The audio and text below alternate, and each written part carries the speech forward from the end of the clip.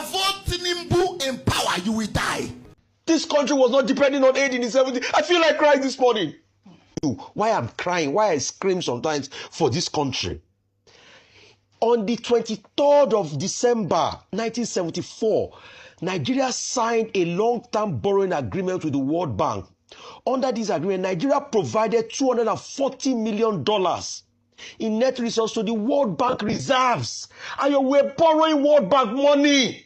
A rescued Oyo teacher, Zacchaeus Olatunde's telephone interview, where he revealed that the kidnappers themselves released the Oyo captives and directed them to safety before security personnel eventually escorted them home. Welcome back. What you're about to see is deep, very much deep. We'll be touching on several issues that are going on in Nigeria. People talking about do not vote for Tinubu anymore. And also how Naira was back in those years. You heard what Rufai started with. We'll be watching that clip. And also, we will also get to watch what exactly happened with the children and their teachers kidnapped in Oyo State that were released recently. And the Nigerian government presented to Nigerians this, I do not want to say what it is yet, but let me carefully use the word alleged victory, or let us say safeguarding the lives of these children, bringing them back. Let us watch and we will be talking more. Went viral over the weekend. He stated that for 46 days, they were permanently blindfolded and did not even know if they were still in Nigeria. I'm sure you watched that, you listened to that phone interview. It was a radio call, and you know, it went viral over the weekend. But we also had our correspondent on ground who actually corroborated the story of the defense headquarters, saying that they did go in to rescue. So, I mean, I don't really know where the story lies and how this is all coming at this time. So there are many things I want to Yes. right. I thought we paid tribute to some soldiers that died in the rescue operation. Correct, you're correct. So how did those soldiers die? It was a gunman. If this teacher is now saying that they released them and guided them to where they were going to meet the military personnel from. So where did now the story come from that they had captured their family members and there was discord amongst their camp before they released them? So there are many things, you know, we need to piece together. See, if we can get Olatunji, the Zacchaeus Olatunji teacher on the rise, we would like to ask more questions, honestly. Because we need to be able to get to the end of this. While we commend our troops, we just truly want to know what transpired. I mean, when our troops do well, look at the Mongonu case, we're excited. This is what we want to hear. It's sad that students had to lose their life, but we need to also get the full account of the story so we know where we are going. So we also we know the military authorities will not even want to respond to that, but we want to dig more. And probably, maybe what we should also do is if the other woman, the principal... Yes, we spoke to her as well. If she's ready... Yes, Mrs. Alamu. If she's ready to be able to grant long-winded, long-form interviews so that we really know but Rufai, what she transpired. spoke at length. She spoke to different media houses, So, and she was able to corroborate those stories. Yeah, so because this I don't know where from? this smart story is coming from. Right. And because our troops died now, I mean, and they were arrested. In fact, those that have been arrested have been charged. Yeah. Right. So there's more that we need to... How come you release the children who have been in captivity for 46 days? 56 days, yes. Immediately they came out. Listen very well, because I remember what Adolf Hitler did. The only thing that came out from the mouth of those children is, we thank President Tinubu. We thank President Tinubu. Who told them? Do they know Tinubu? Those kids, do they know Tinubu? Who told them? The vice principal should know Tinubu now. No, but those children... There were 5 teachers in all. Who told them to start thanking Tinubu? Who told them? All right. Is that the first thing? So they are forgetting their parents, Abi? And their siblings at home. They're forgetting them, Abi? Well, they will thank their parents when they get Please, home. when they want to play this game, they should be very careful and stop embarrassing You themselves. think it's a game? Okay. They had World Cup that we didn't go to into the budgets. When I cry for this country, people say, well, I have a lot of tears in my eye. World Cup that we didn't go to the added to the budget. And then our friends Ongadiyemi. Dr. Bati. Okay, I was going to refer to a book. The book is titled When Government Breaks the Law, which is a book on the question of the rule of law and the Bush administration, Bush Senior, that is. Now, one of the primary responsibilities of government, and that's why people take oath of office, swearing in and all that, is to protect the rule of law. when the government itself that is supposed to uphold the rule of law breaks the law, then a tragedy has befallen the people. This is where we have found ourselves in Nigeria. Section 10 is a relevant section. It says in the 1999 Constitution that there should be no state religion adopted in the federation or any state or any part thereof. The operative word there is shall. In Section 38, the Nigerian Constitution says you have the freedom of belief, freedom of thought, freedom of worship. It does not say government should get involved in it. Government had been removed from Section 10. That this is a secular, non-partisan federation. But you will find governors sponsoring religious leaders. They are even buying prayer mats. Very soon, Catholics will say they want rosaries to be bought for them. All right. This is a situation where government breaks the law brazenly. Thank you all for your submission. They add World Cup that we didn't go to into the budgets. When I cry for this country, people say, well, I have a lot of tears in my eye. World Cup that we didn't go to, the add it to the budget. And then our friends Yemi. Dr. Bati. Okay, I was going to refer to a book. The book is titled When Government Breaks the Law, which is a book on the question of the rule of law and the Bush administration, Bush Senior, that is. Now, one of the primary responsibilities of government, and that's why people take oath of office, swearing in and all that, is to protect the rule of law. When the government itself that is supposed to uphold the rule of law breaks the law, then a tragedy has befallen the people. This is where we have found ourselves in Nigeria. Section 10 is a relevant section. It says in the 1999 Constitution that there should be no state religion adopted in the federation or any state or any part thereof. The operative word there is shall. In Section 38, the Nigerian Constitution says you have the freedom of belief, freedom of thought, freedom of worship. It does not say government should get involved in it. Government had been removed from Section 10. That this is a secular, non-partisan federation. But you will find governors sponsoring religious leaders. They are even buying prayer mats. Very soon, Catholics will say they want rosaries to be bought for them. All right. This is a situation where government breaks the law brazenly. Thank you all for your submission. It was not depending on aid in the 70s. I feel like crying this morning. What has happened to this country? And because people are looting the country dry. President Bola Ahmed Tinubu told a delegation from Deloitte Africa on Wednesday that Nigeria's economy is beginning to turn the corner, crediting fuel subsidy removal, foreign exchange reforms, and stronger public finances for stabilizing the economy and restoring investor confidence. The effect of the reform, yes. In some significant reactions. I mean, the presidency argues the reforms were necessary to reset a broken system. But for millions of Nigerians, the bigger question remains, when do these macroeconomic gains translate into cheaper food, lower transport costs, and better living standards? And I'll take one reaction before I come to you, Rufai. This is from Bims, who wrote on X. The best measure of economic reforms isn't what leaders say, it's what citizens experience. I mean, that really is what it is. You wanted to respond. Yes, you said it all. C'est fini là-bas. Right. It's what citizens feel. You see, the problem with the reforms is the fact that there's been lack of transparency and truth in the process. Oji, President Tinubu announced subsidy gone in 2023. Do you know that he continued paying subsidy despite telling Nigerians that the reason why they announced subsidy gone was because it was not in the budget?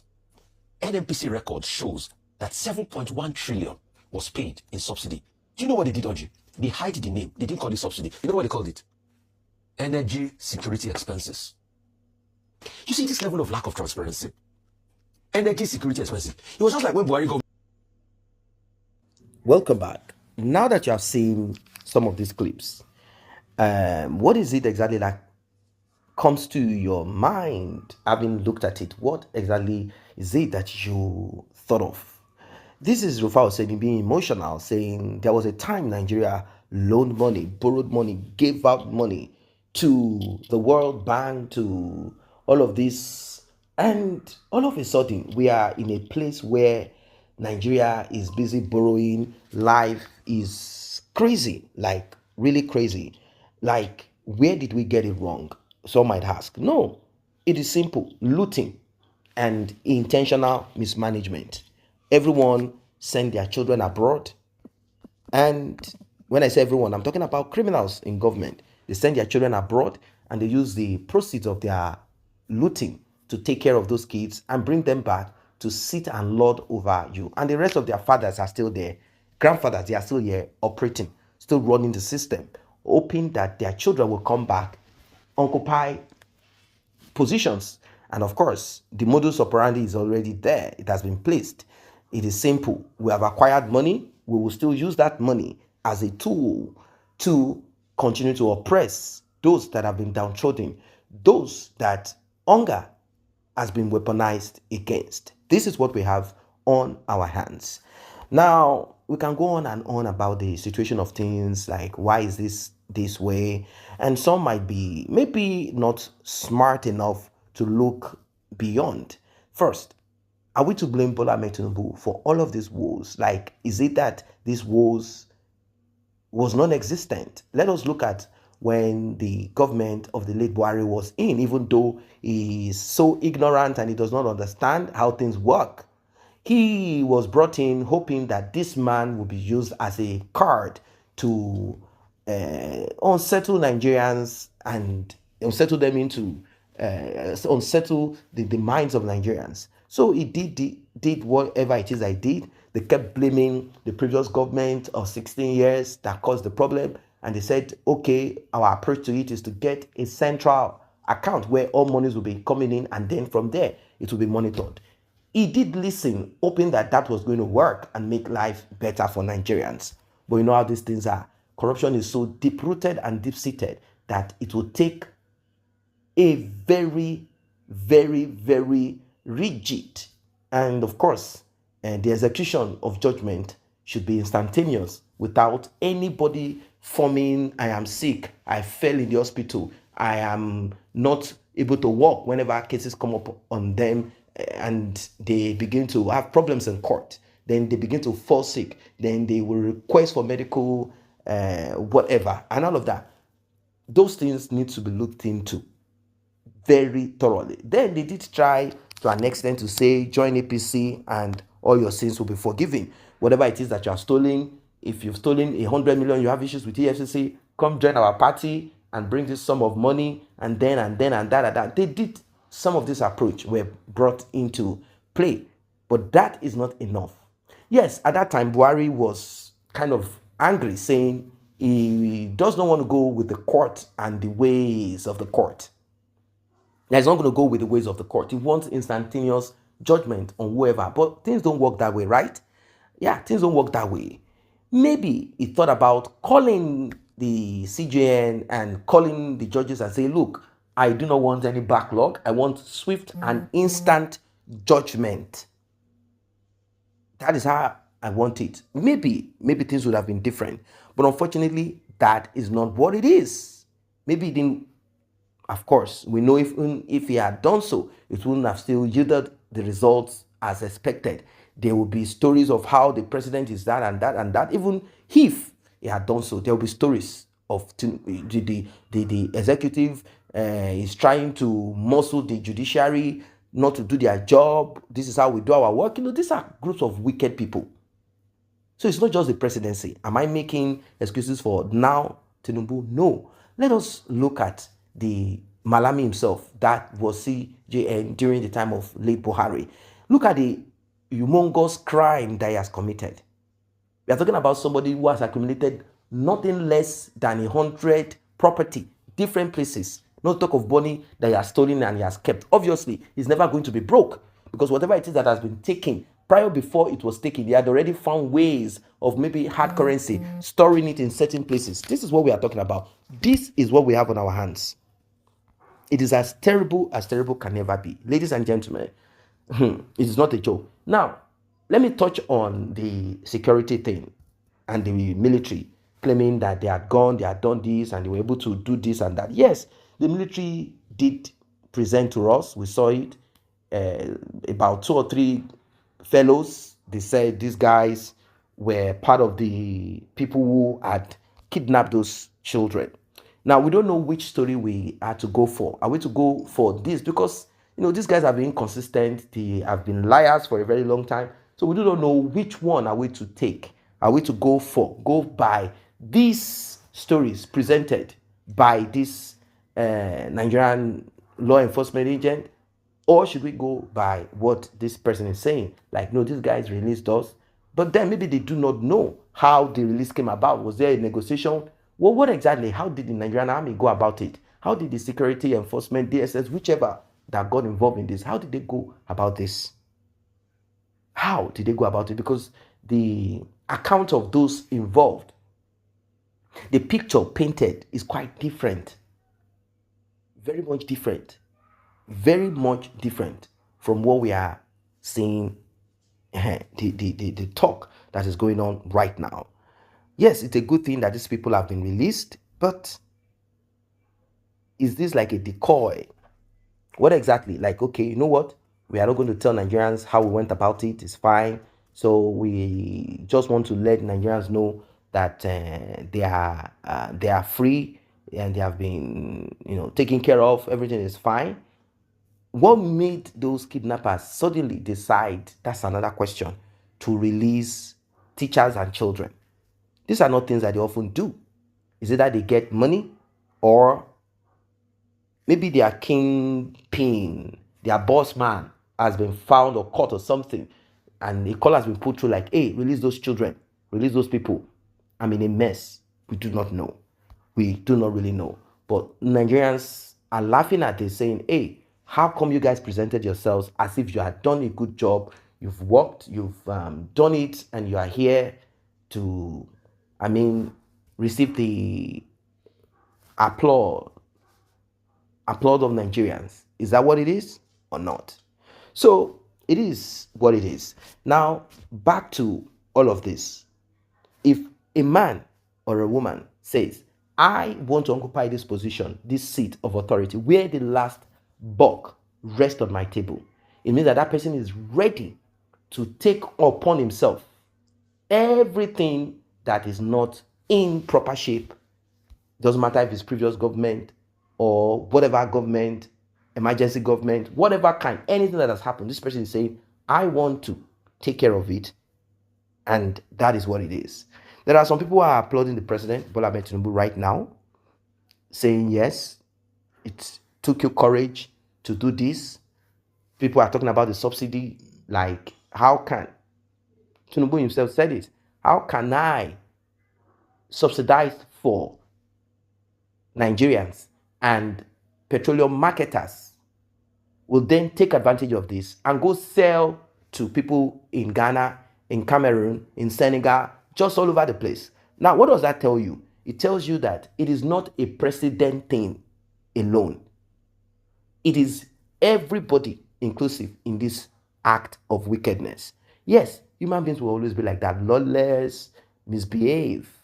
Punitive measures should be what the president should think of. If we catch you and this is what you're doing, you will be dealt with, and your sentence will not be the kind and type that you go to court and bribe some judges. No, I'm going to deal with this. That is what I am thinking.